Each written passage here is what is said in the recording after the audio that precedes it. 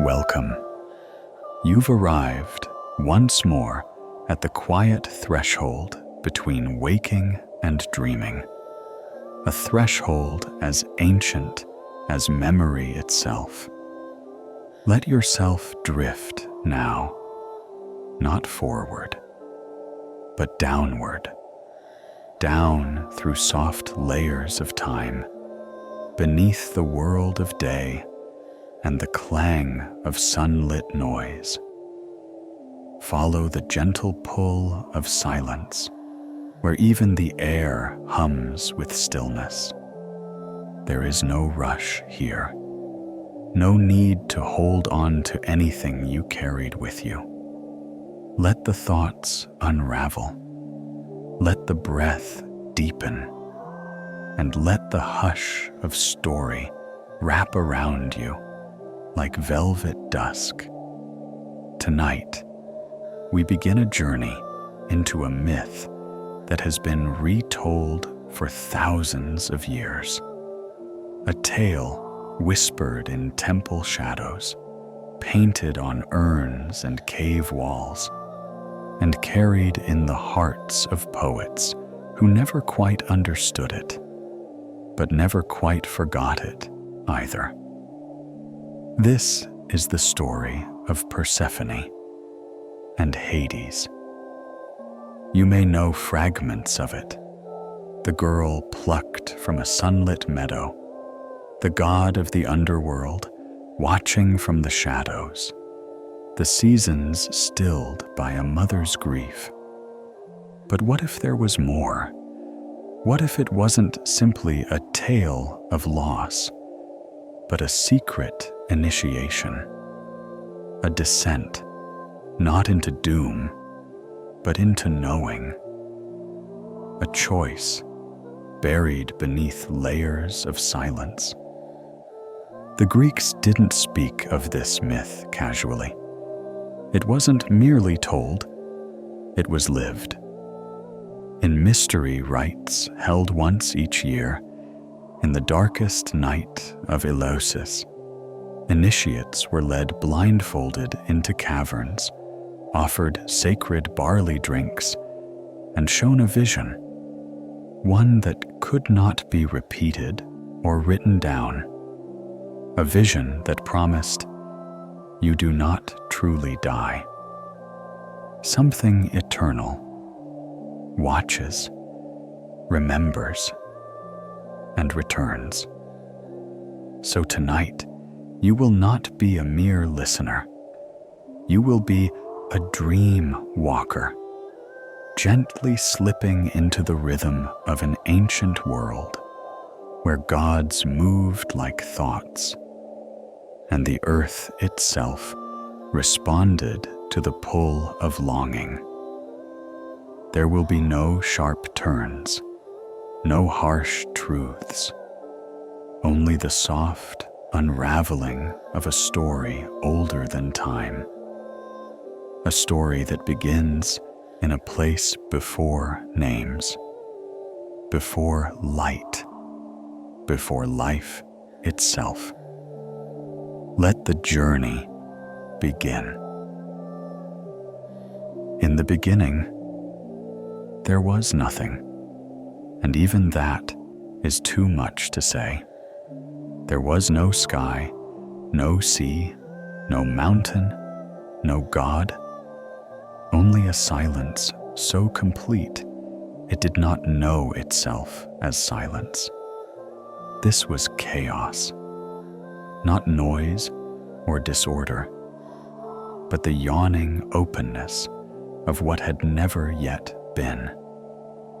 Imagine now a breath held forever.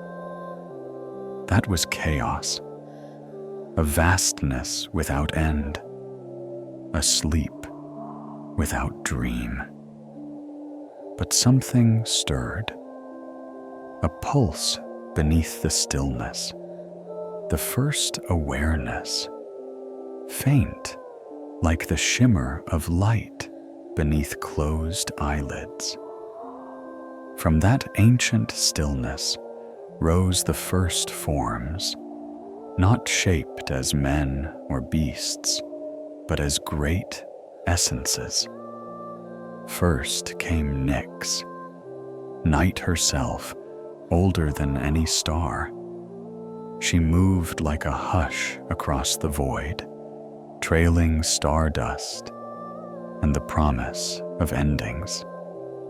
She was not feared then. Her darkness was gentle, a place where things waited to be born.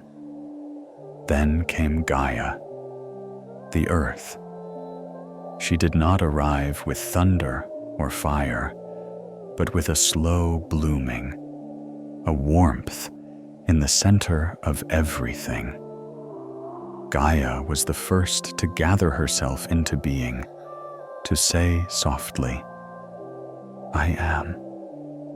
She curled inward and outward at once, becoming form and cradle, soil and heartbeat.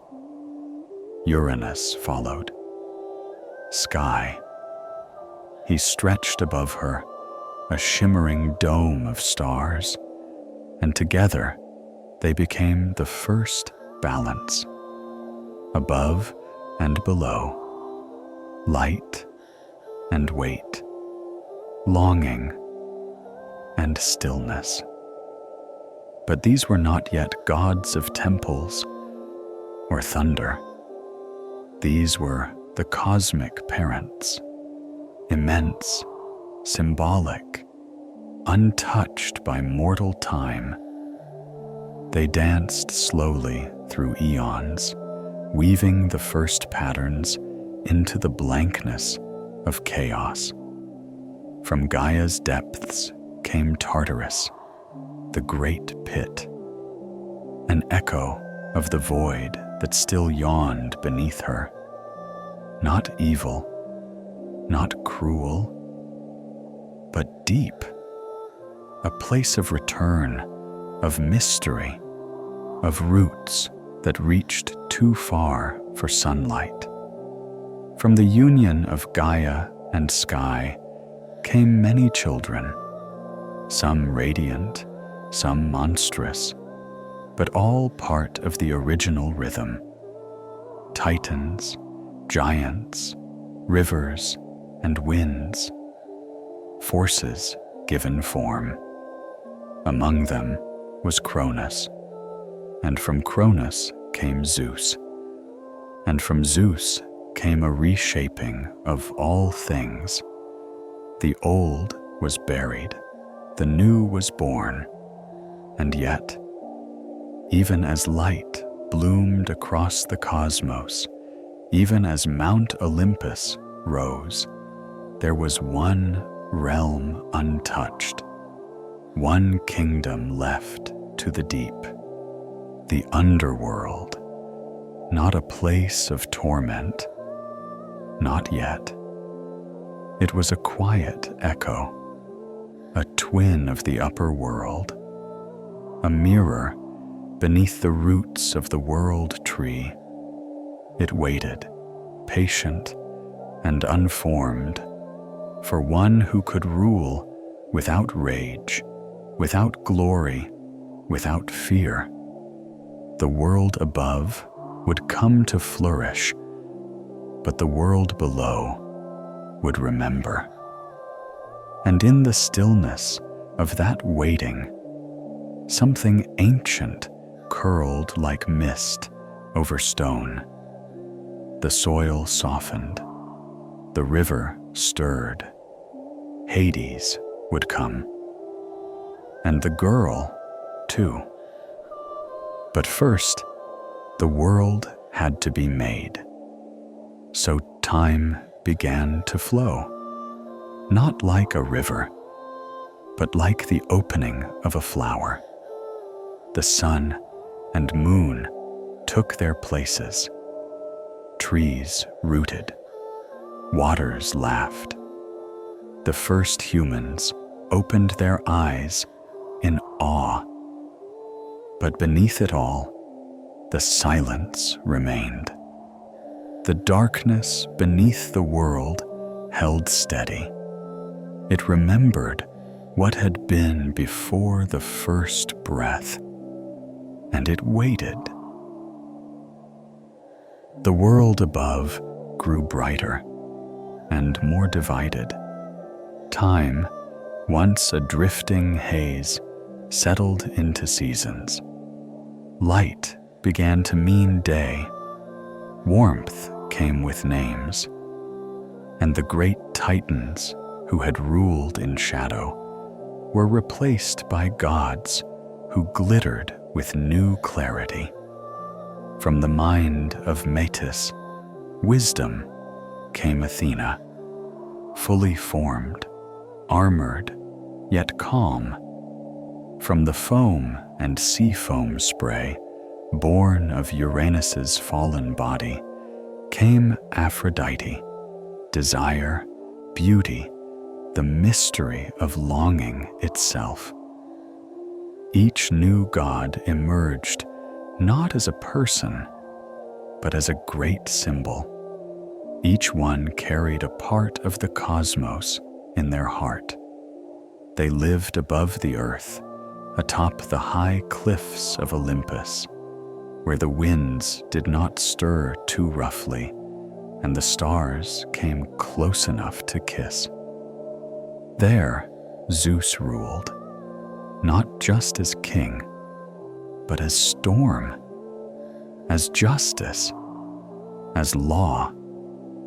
His lightning was more than fire. It was memory made bright, a reminder that all order comes at a cost. Beside him, Poseidon ruled the seas, moody, shifting, and vast. His trident stirred up tempests and dreams. And then there was Hades. Hades, the quiet one, not lesser, but chosen for silence. When the three brothers cast lots for the realms of the world, it was not a contest of desire, but one of inevitability. Zeus took the sky, Poseidon the sea, and Hades received the underworld. He did not argue. He did not rebel. He accepted. And so the realm beneath all others began to take shape, not out of conquest, but out of stillness. It became his domain, not a prison, not a hell, but a home for what must be remembered. He walked alone at first, shaping the caverns with his breath, giving names to rivers that had no mouths. Lethe for forgetting, Styx for oaths, Cocytus for sorrow, Acheron for passage, Phlegethon for fire. And the souls began to trickle down like quiet snowfall, guided by Hermes, who alone could move between realms without consequence. Hades built no golden palace. He carved halls from stone and silence. There was no throne of pride, only a place to sit and watch and wait. Above, the gods feasted. They laughed, argued, fell in and out of love. They were radiant and sometimes cruel. But Hades did not seek their light. He understood the deeper rhythm. He watched as humans aged, died, returned to the earth. He tended to the balance. Still, even the underworld has echoes of wonder. The first spirits began to appear, not the souls of mortals, but those older still, shades of memory, guardians of the deep. The Erinyes, born from blood and justice, watched over the unavenged. The judges of the dead, Minos, Rhadamanthus, Aeacus, measured the weight of deeds with the scales of forgotten truths. And there, hidden in the deepest grove, grew the grove of asphodel flowers, pale and trembling, nourished by the sighs of the dead. It was not a sad place. It was tender. The souls there remembered nothing, and in that forgetting, they found a strange kind of peace. But even Hades, master of this realm, felt the stillness a little too fully. He had dominion, but no companion, authority, but no warmth. He did not seek love, not in the way mortals or his brothers did, but he longed for something that might bloom in the dark, something that could walk beside the dead and not wither. He would not find it among the gods, nor among the mortals, but she was already being born, far above, among fields of ripened grain and songs of harvest, a daughter of the earth herself, Persephone. At that time, she was still Kore, the maiden. Innocent, yes, but not naive. She laughed among nymphs and gathered wild flowers, yet her eyes often lingered on shadows. She was the spring, but she listened for the winter beneath. Her mother, Demeter, goddess of grain and growth, kept her close, guarding her from even the shape of grief. But Kore dreamed, soft, strange dreams of falling, and not fearing the fall.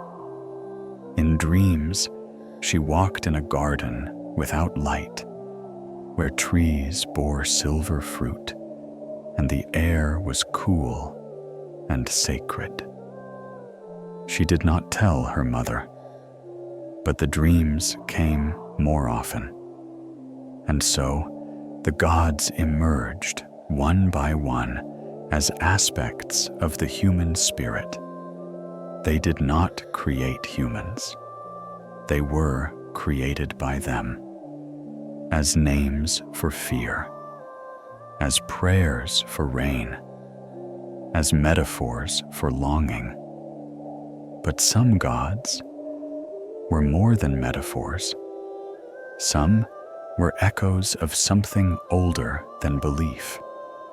Hades was one of them. So was Persephone. They were not opposites, as many later said. They were two halves of the same descent.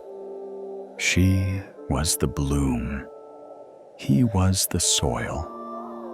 And soon they would meet. The world as mortals knew, it was not made in a single moment, nor by a single hand. It was a tapestry of layers, each woven from emotion, memory, and quiet forces that never needed to shout. As Gaia shaped the land, the soil softened to accept roots, and the roots became trees that sang quietly in wind that had no name. Rivers carved their way through hills, not by command, but by persistence. And from this soft carving, the earliest laws were formed. Not laws of kings, but of rhythm. Everything began to move in circles, not straight lines, not endings, but cycles of day and night, of seed and harvest, of blooming and decay.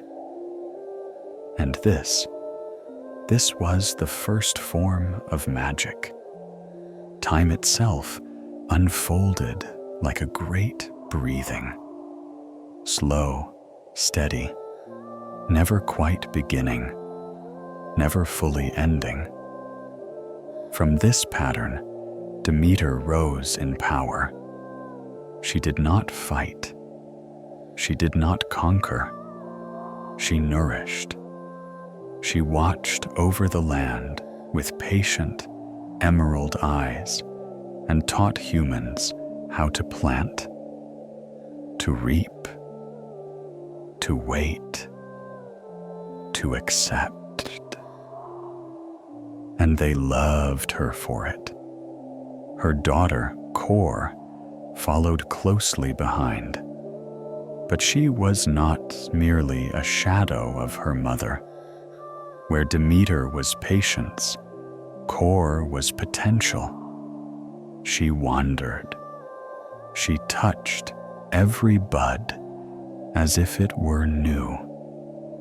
And the earth responded to her, flowers blooming even where none had grown before, fruits swelling with color beneath her gaze. But magic was not confined to surface and sky. Deep below, in the caverns of the underworld, Hades was not idle. He did not seek to rival Olympus, nor to copy the world above. Instead, he nurtured something quieter, a different kind of magic, one born from remembering, the magic of stillness.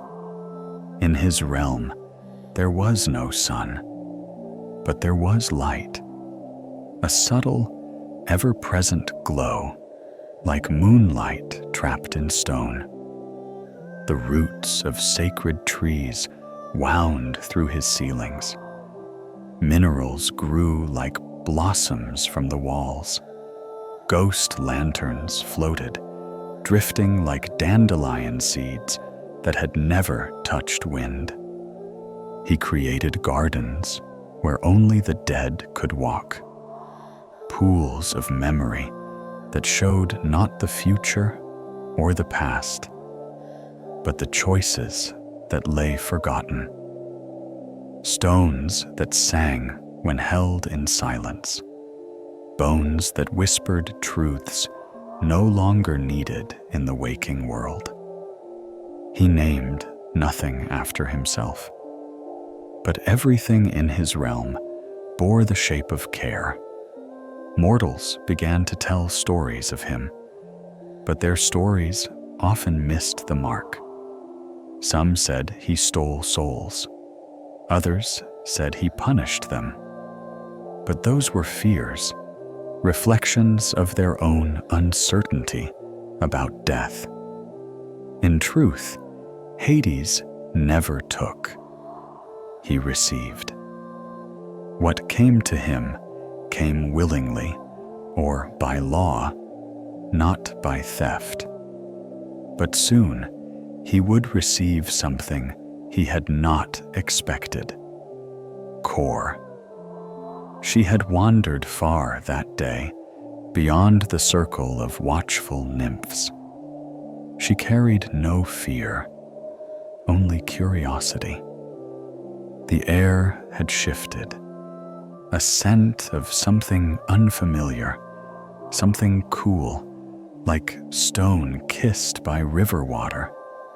In the soft valley where she wandered, the earth parted, not violently, but gently, like breath parting lips.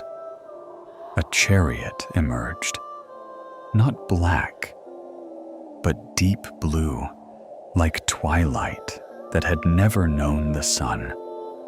And in it sat Hades. He did not glare.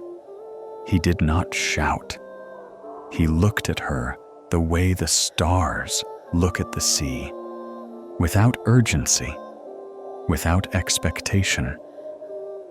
In the stories, he abducts her. But stories are shaped by the ones who remain behind.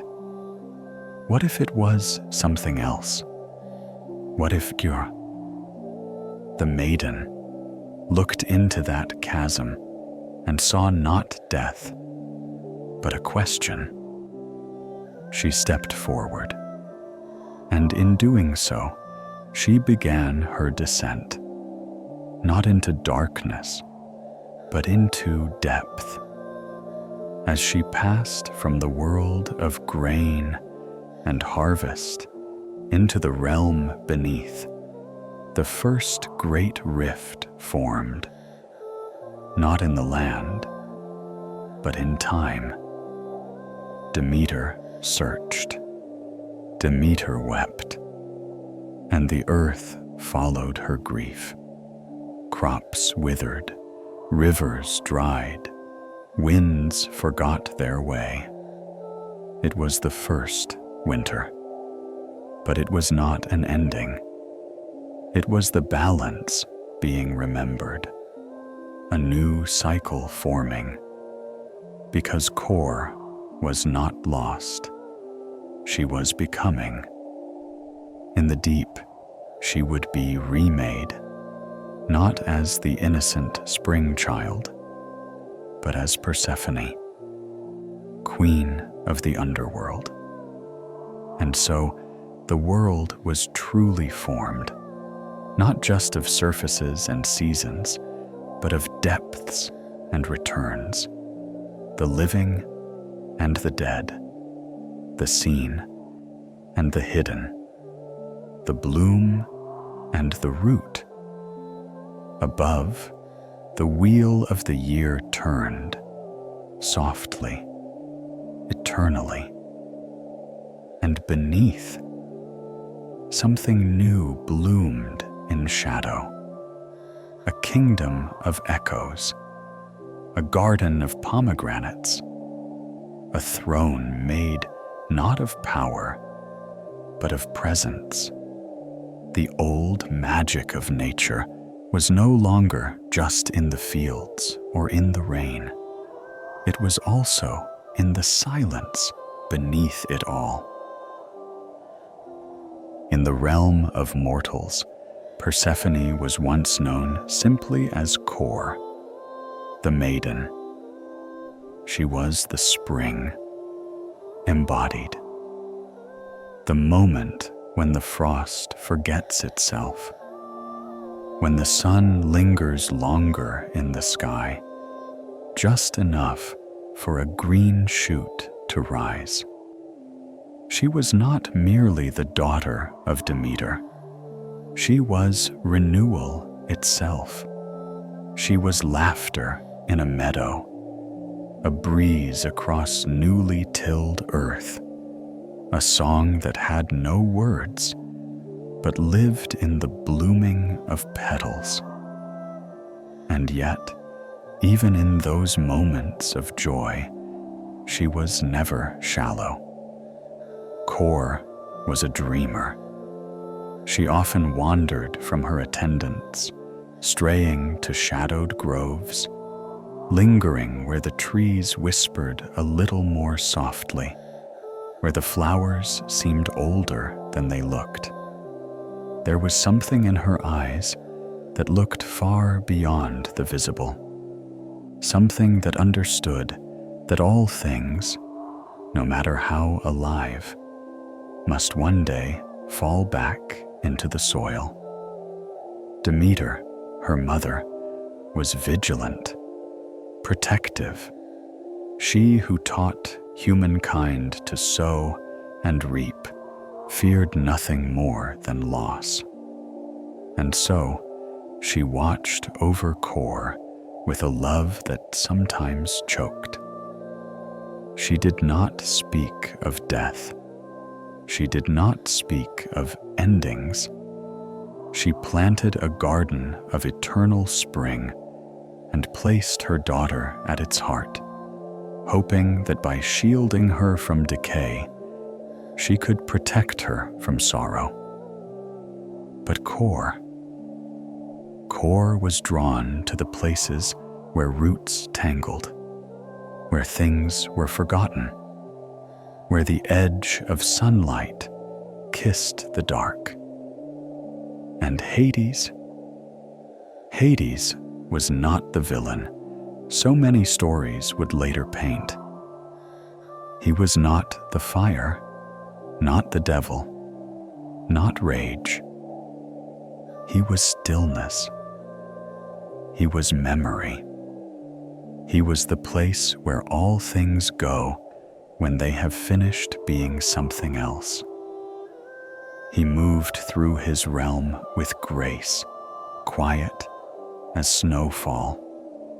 When souls arrived, he did not judge them. Others did.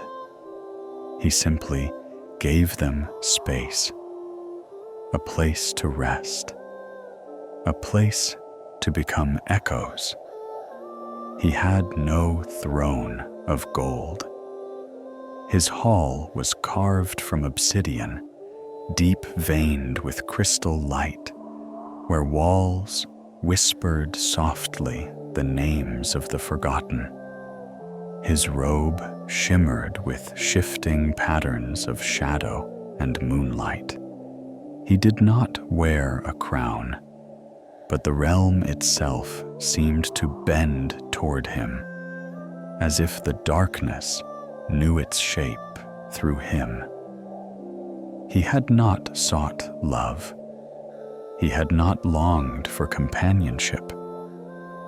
He believed his world complete until he saw her, not as a predator watches prey, not as a king surveys a prize, but as one silence meets another.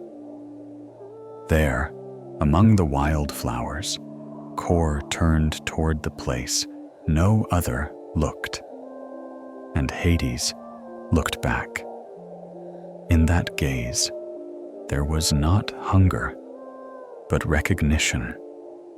She was the one who could walk through death and not tremble, the one who could hold beauty in one hand and grief in the other, and understand that both were sacred. He did not rise up in fury. He did not burst from the ground with violence. He waited. It was Earth herself, Gaia, who opened the rift, a gentle cleaving of the meadow's floor, a doorway, not a trap, and Kor stepped through. Some say he took her, but others, older still, say she chose to go. For in her, spring had grown curious about winter. In her, the bloom desired to know the root. Down. Down she went, not in terror, not even in haste, but with breath held softly between curiosity and something unnamed. The chariot that carried Kor, soon to be Persephone, was not pulled by beasts, but by shadows shaped into silence. The path into the underworld did not roar. It whispered, and with each turn of the wheel, the world above faded, not in violence, but like a dream upon waking. She did not cry out. She did not fight. She listened. The air grew cooler, not cold. The scent of earth deepened, rich, damp, timeless. And there, as the last golden ray of the upper world gave way to the soft glow of mineral light, she saw his kingdom. It was not desolation. It was not despair. It was vast, hollow in the way of sacred cathedrals. The halls were carved from stone that shimmered with veins of starlight. Pale trees grew in groves that needed no sun. Pools of memory reflected not faces, but feelings. And far within, Hades stood, waiting. He did not rush to her. He did not command. He offered her a space, beside him, not beneath. She was not made a prisoner. She was given a throne. In silence, they sat. In silence, they learned. He showed her the ways of the dead, not with lectures or laws, but by walking through the meadows of asphodel, where spirits wandered in soft forgetfulness, past the gates of Lethe, where souls came to drink and dissolve memory, through the fields where heroes rested, their names no longer loud, their weapons buried beneath songs of wind. Persephone, no longer core, did not weep. She saw that death was not cruelty. It was rest. It was return. In time, the realm began to change beneath her feet. Flowers, pale, luminous things, began to bloom in unlikely places. Vines curled gently around statues, long untouched. She brought not life as invasion, but as invitation. She softened the sharp edges of silence with warmth. The dead began to dream. She did not undo death. She honored it. She did not destroy sorrow. She accompanied it. And Hades, too, was transformed. In her presence, he found a new kind of stillness. Not the stillness of endings, but the quiet held between heartbeats. The stillness of a presence so full it need not speak. He had ruled alone for ages, but with Persephone, his world began to glow at the edges, not brightly, but steadily, like embers in the hearth, like a star glimpsed through mist. But far above, Demeter mourned. She scoured the earth in rage and grief. Her cries bent trees, her footsteps dried rivers. The world withered beneath her anguish, and no one, not God nor mortal, dared comfort her. No seed would sprout, no fruit would ripen. The earth grew hollow without her daughter. Zeus, from high Olympus, watched the withering world. And he knew this balance could not last. Hermes was sent. The messenger god, he of winged sandals and silver tongue, descended into the depths, weaving between shadows and shades, until he reached the place where Persephone sat beside her king. he carried a message of return, an invitation, not a demand. And Persephone, now both flower and root, light and shadow, knew she must go, but not without cost. Before she left, Hades offered her a gift, a single pomegranate, small, round, seeded with crimson light. She took it. Some say it was a trick, that to eat of the underworld binds one to it forever. But others say she chose to taste it, to remember, to leave a part of herself in the realm that had shaped her. And so she rose, back through the layers of stone and silence, back through the cavern paths and memory pools, back into the arms of her grieving mother. When Demeter saw her daughter, she bloomed again. Her tears became rain. Her hands, once clenched in fury, planted seeds that broke the earth open with joy. But even as she embraced Persephone, she saw it, the shadow in her eyes, the wisdom in her silence. She had changed. She was no longer only Kor, the maiden.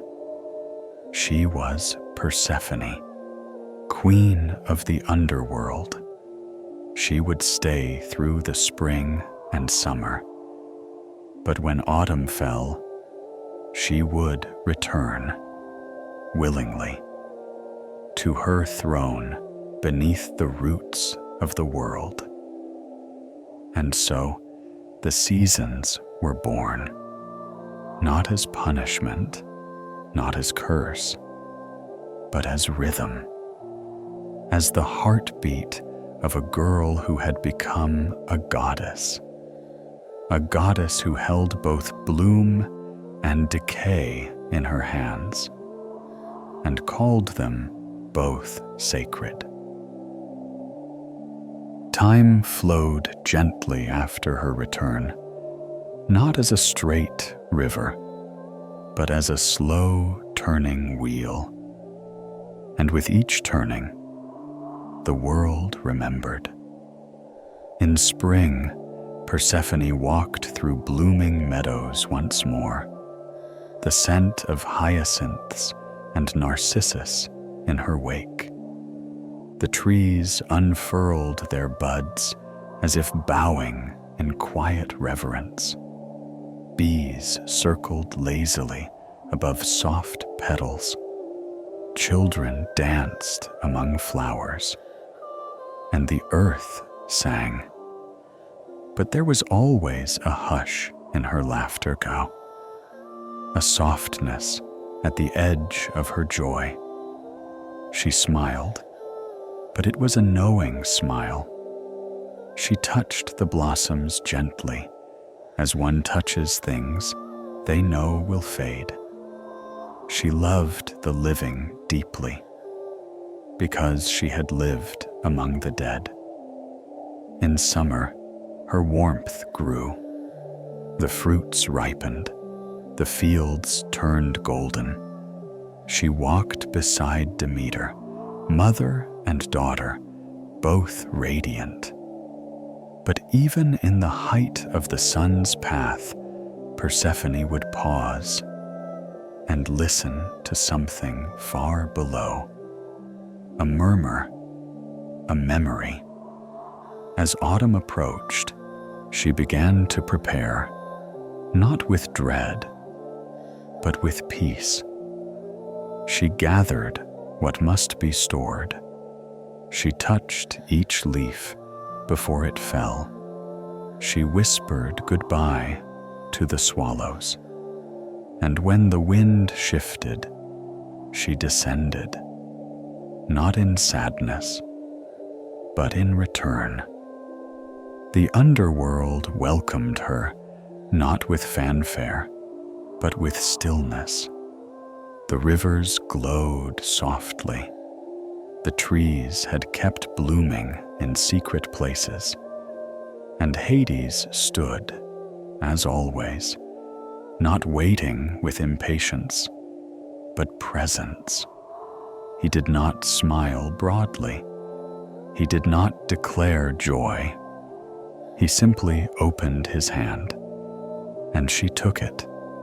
Together, they ruled, not as tyrants, but as keepers of balance.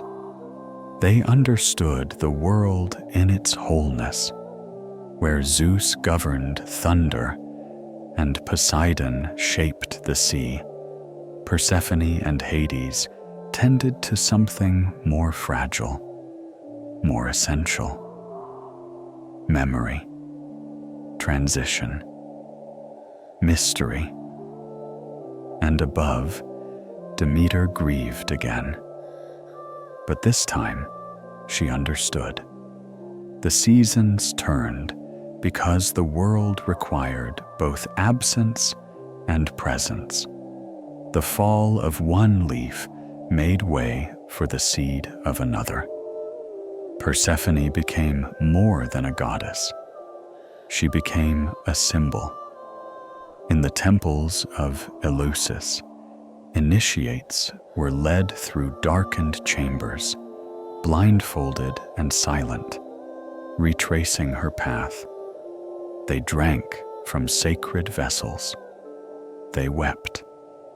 They descended in ritual. And when they emerged, they understood. Death was not the end. It was a door, a transformation, a reunion. And in that truth, fear dissolved. The Eleusinian mysteries did not promise eternal life in the flesh, but eternal meaning. That nothing was lost, that every return had a reason. And so Persephone's legacy endured, not only in story, but in rhythm. She ruled not by force, but by presence, not by conquest, but by descent.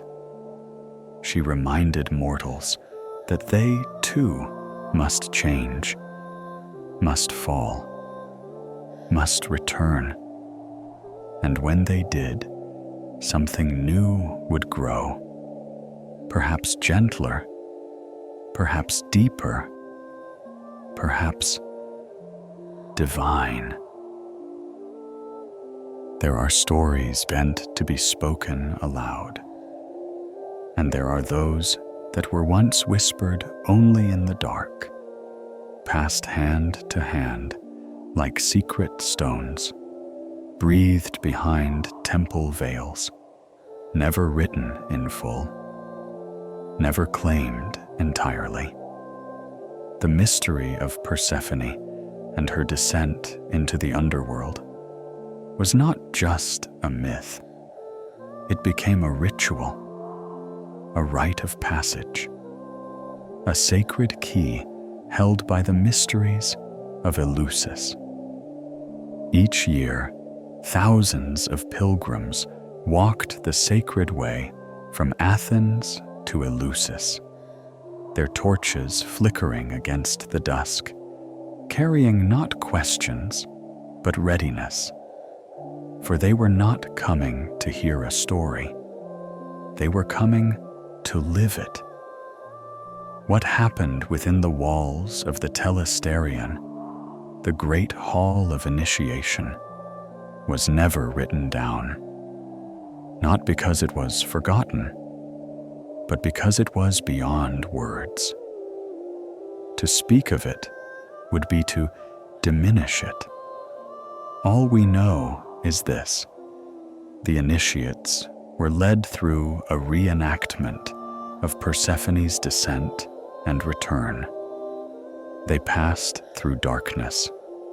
They drank the Kykeon, a barley drink of unknown composition, said to awaken deeper seeing. They beheld something, perhaps a vision, perhaps a symbol, and when they emerged, they were no longer afraid of death. That is the mystery. What did they see?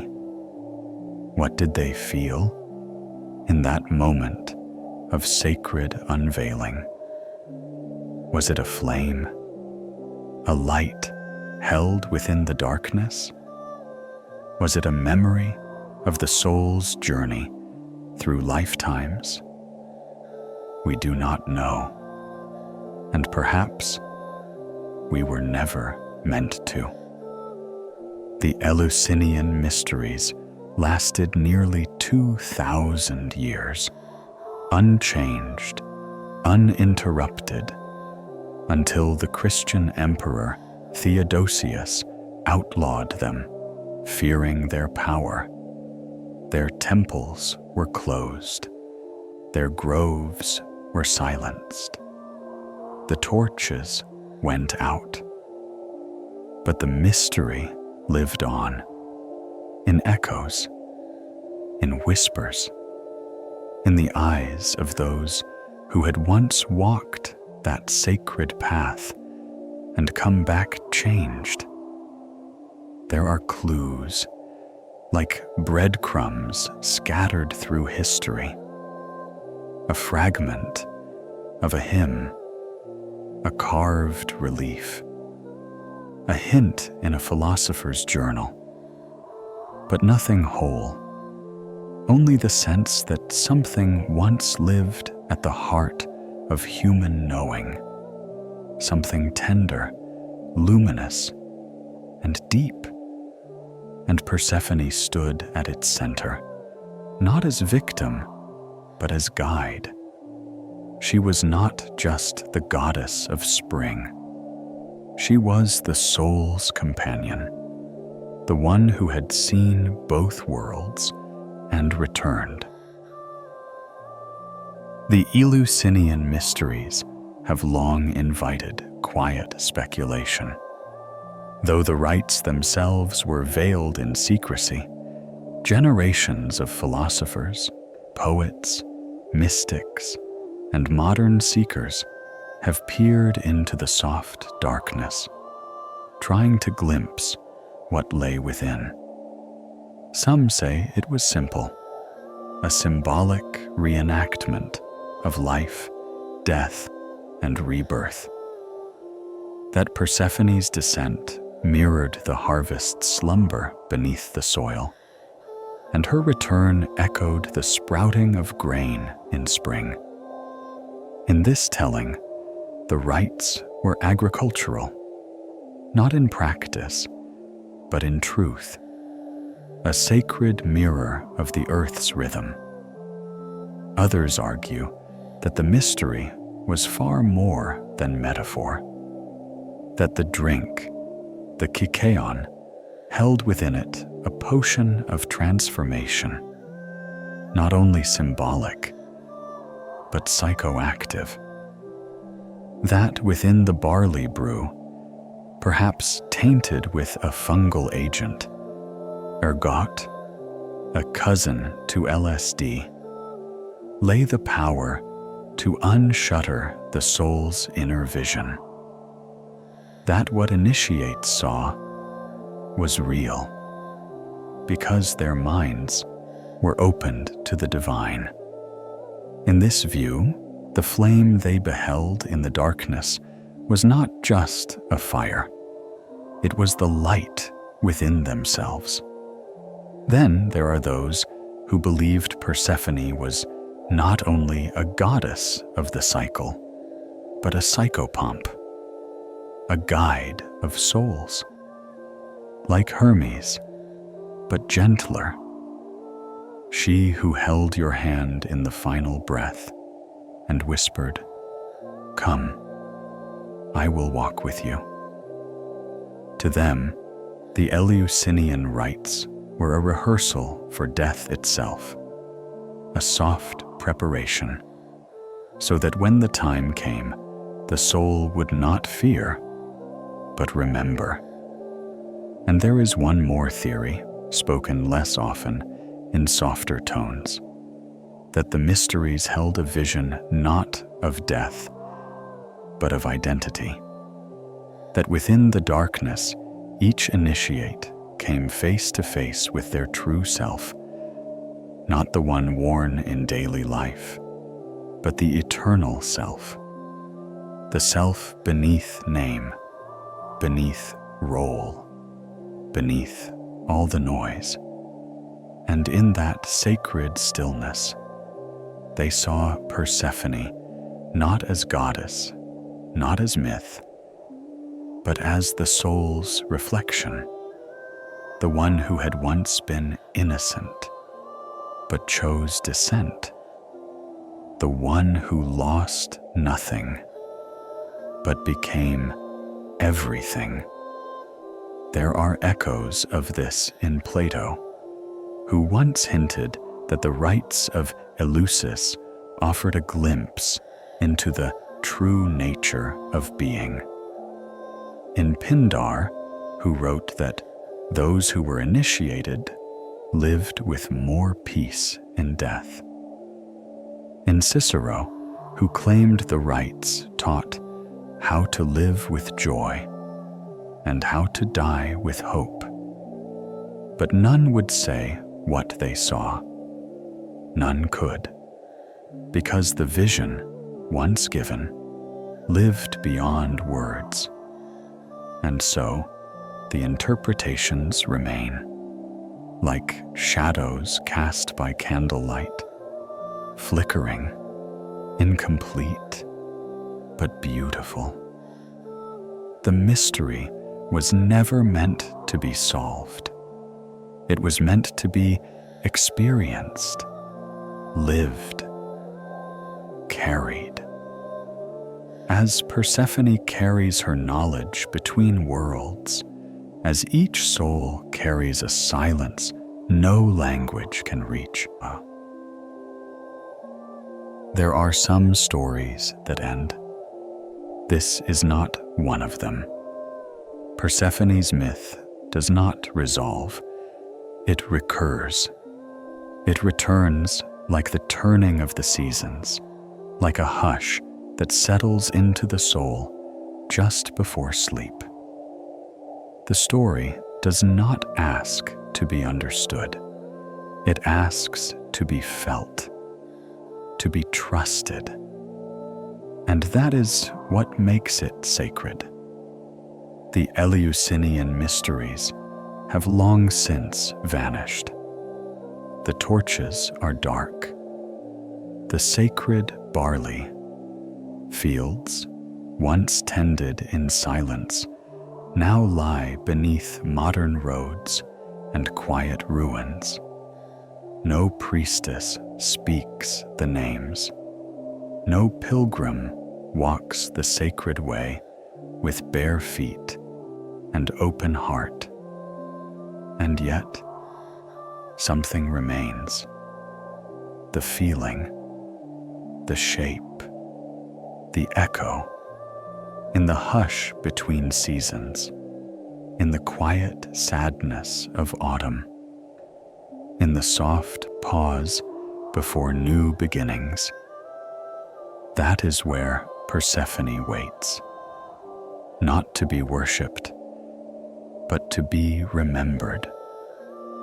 We may never know exactly what the initiates saw, what they touched in that final moment of darkness. But perhaps that is the point. For the deepest truths are not always meant to be named. They are meant to be carried, like a flickering flame cupped in both hands, delicate, personal, unspoken.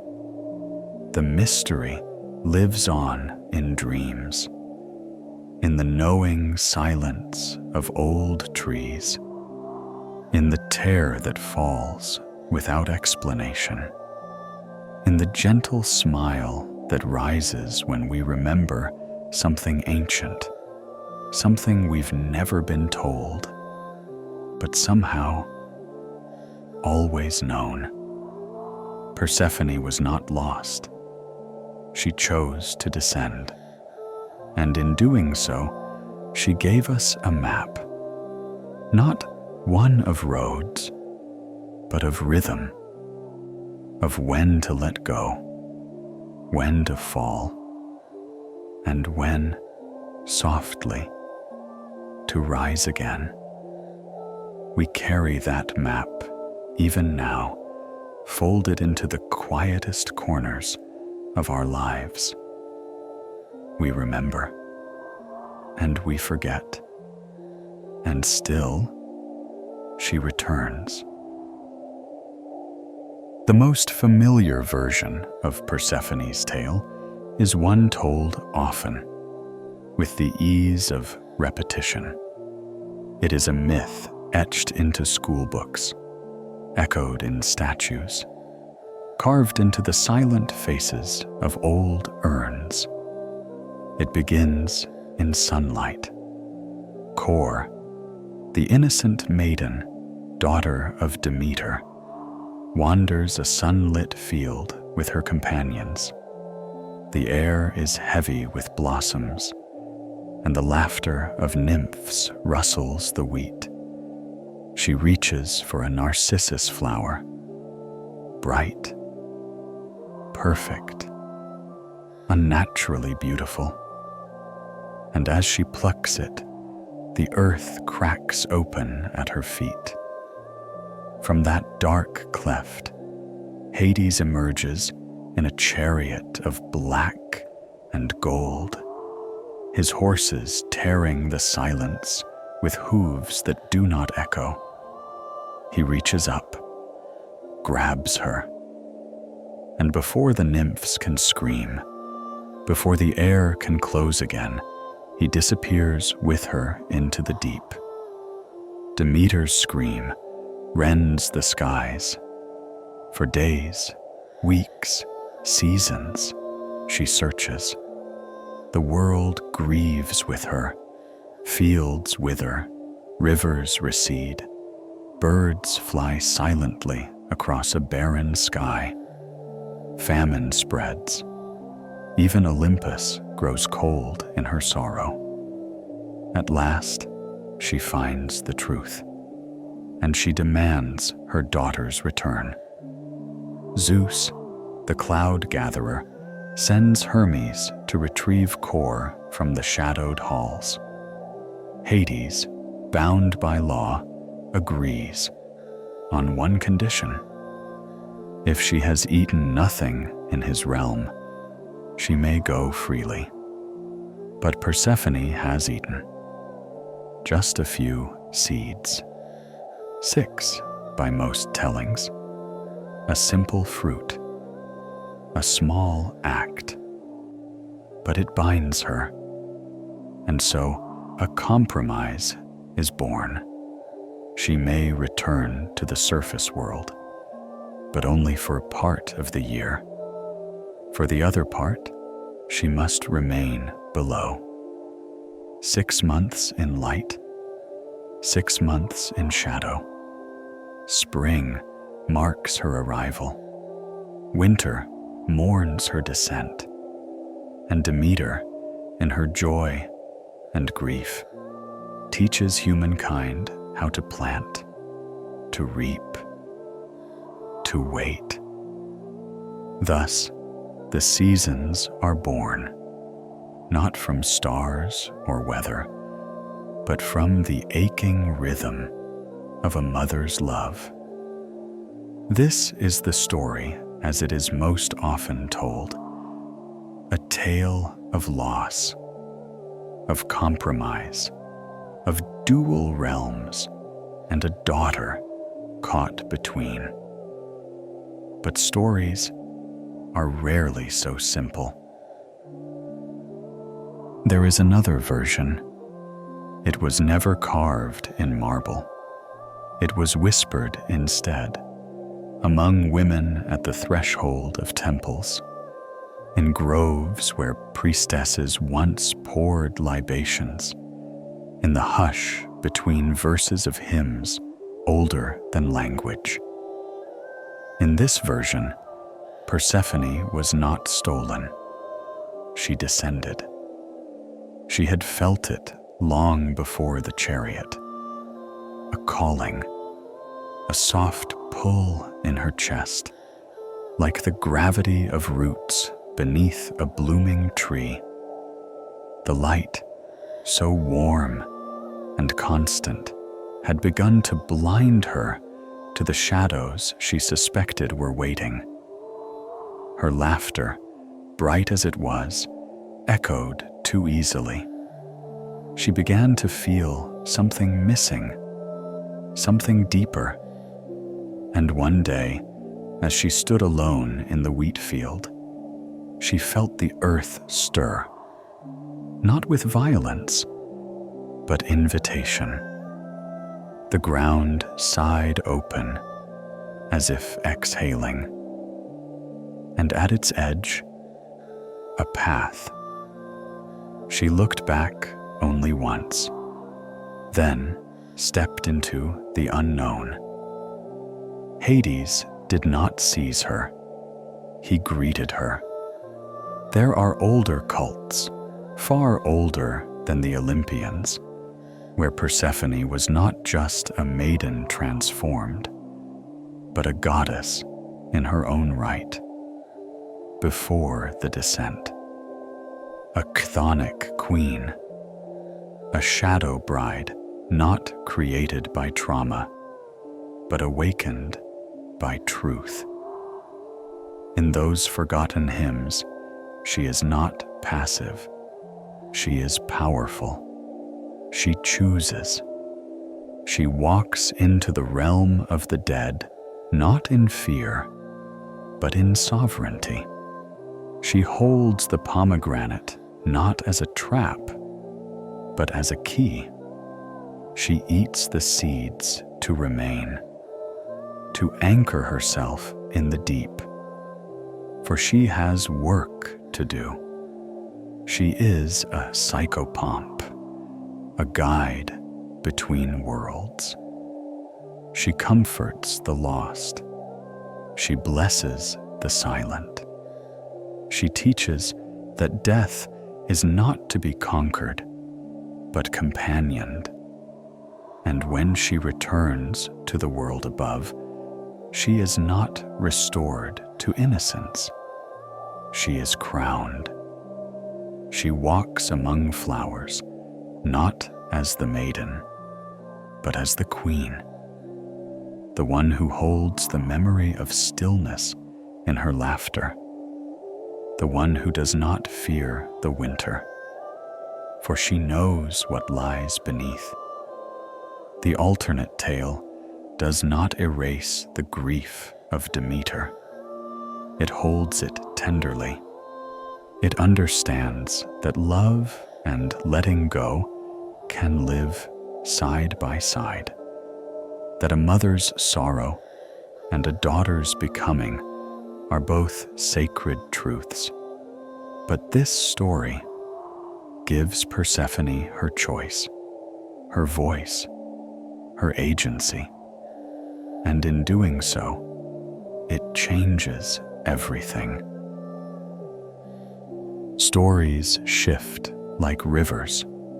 They wind through time, reshaping their banks, carrying with them the silt of each generation's fears, hopes, and longings.